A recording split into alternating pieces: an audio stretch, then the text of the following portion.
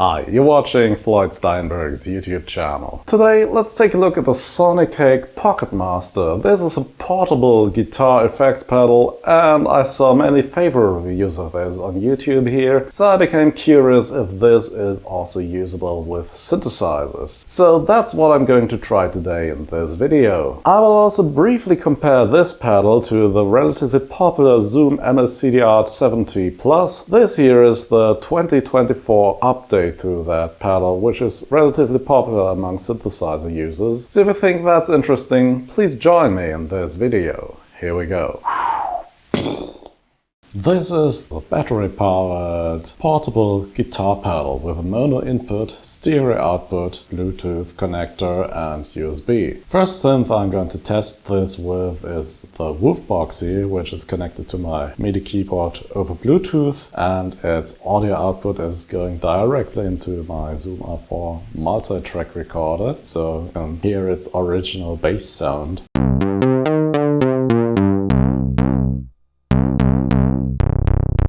Let's connect this to the Sonicake Pocket Master effects board.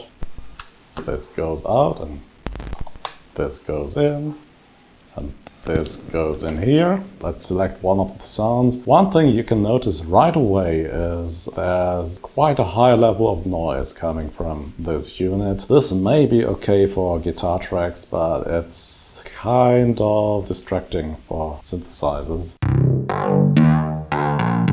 Once you turn this on, you can browse the pre-installed patches using these two buttons down here. So let's listen to some of them. They change the original sound quite substantially.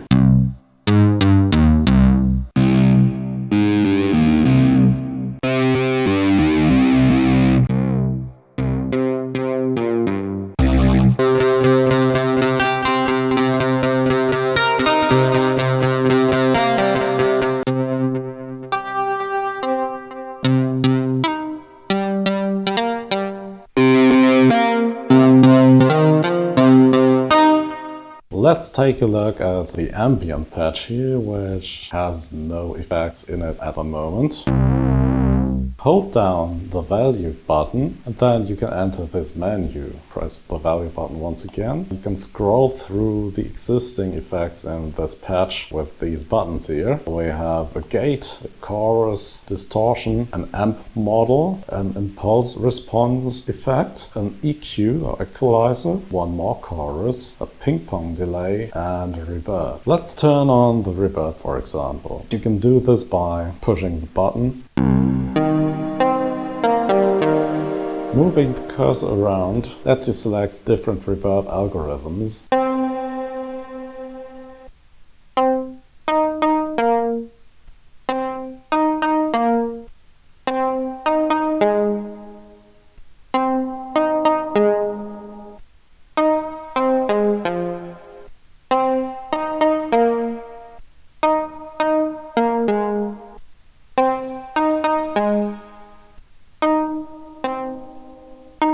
Let's use the ocean effect here. We can move on, and now we can also adjust the mix and the decay of this reverb effect.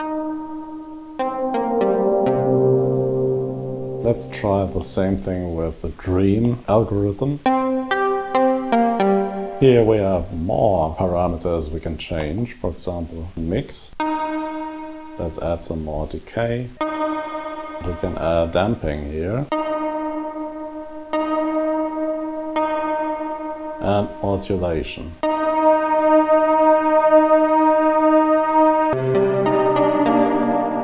Now let's go to the next effect, the ping pong delay.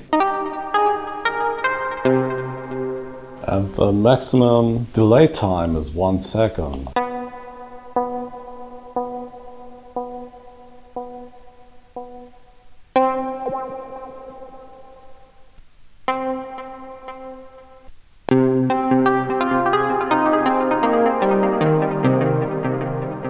Right, let's go to the next effect. This is a chorus effect.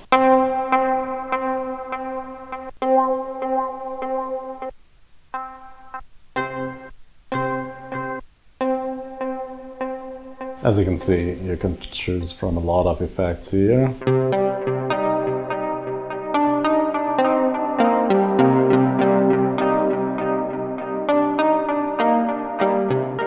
Yeah, let's work with a compressor. Let's go to the next, an equalizer.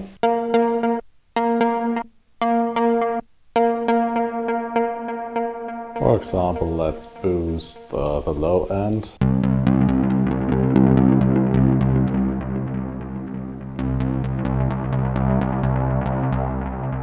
Here's impulse response, which refers to the type of speaker or cabinet setup we are using with the guitar. This can be used to add that guitar feel to your synthesizer sound.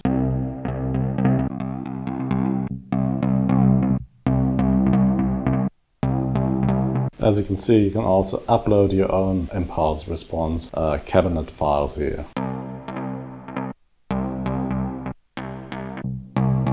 Here we have an amp simulator. This introduces more noise.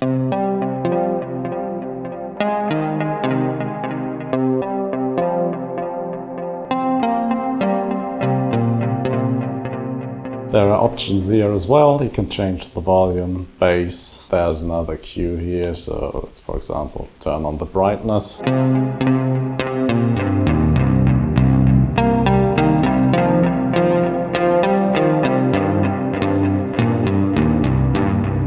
Distortion. If you ask me, this sounds pretty great, but it's also pretty noisy.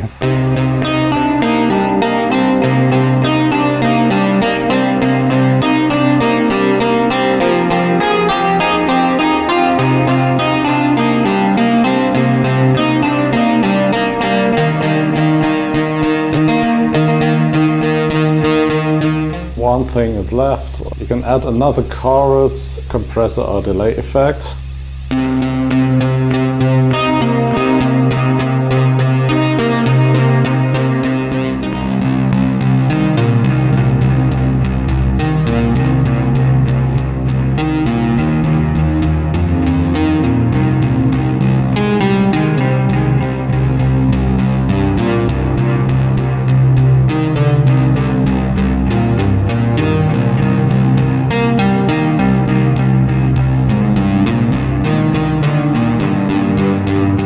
Okay, if you're satisfied with your sound, you can push those two buttons here simultaneously and then just save your preset. There it is. Now you can access this whenever you like to.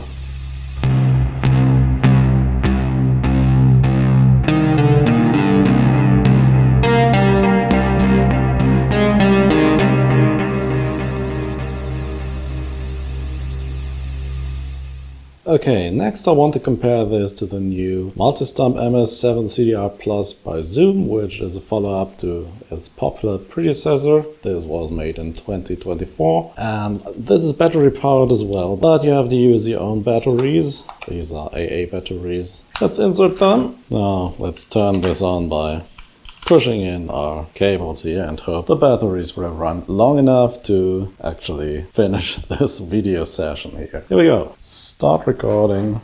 Use the headphones. Here's my woof box again.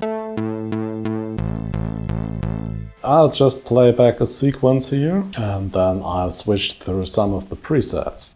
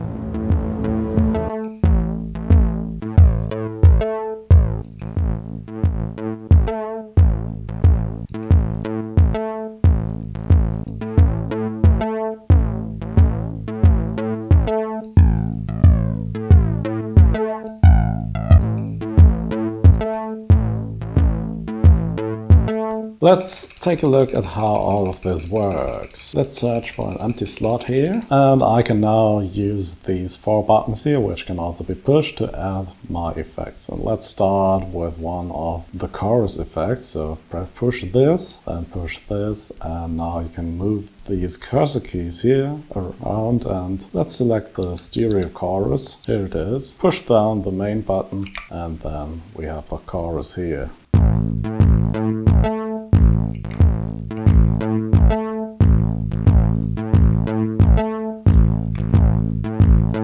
Now we can use these 4 knobs to adjust the chorus settings.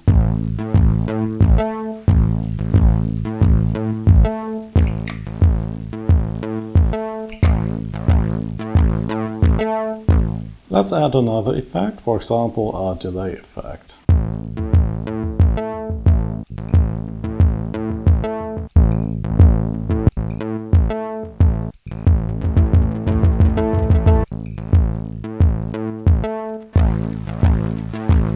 Let's add another effect, for example, one of the bigger reverb algorithms here.